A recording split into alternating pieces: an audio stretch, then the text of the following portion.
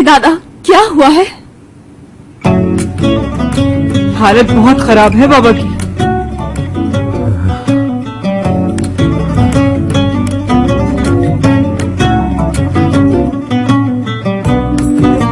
वल्लाह, मुझे तो लग रहा है धड़कन बंद ही हो गई है इनकी।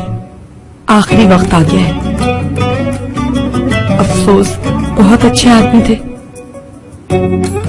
ऐसा कुछ भी नहीं, फिक्र न करो, ब्लड प्रेशर बिल्कुल नॉर्मल है। बस थोड़ी सी ताजा हवा की जरूरत है, ठीक हो जाएंगे। आ गई तू मेरी शहजादी। अच्छा हुआ आखिरी बार देख लिया तुझे। इन सबसे कहो बाहर चले जाएं। क्यों रश लगा रखा है कमरे में? मुझे हयात से कुछ बात करनी है। ठीक है, मरीज की ख्वाहिश का एहतराम करते हुए सब बाहर चले।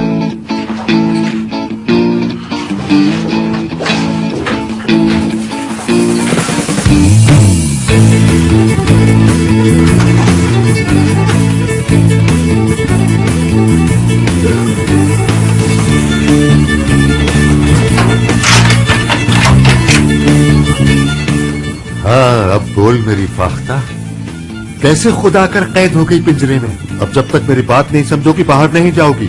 चलो बैठ जाओ जल्दी से।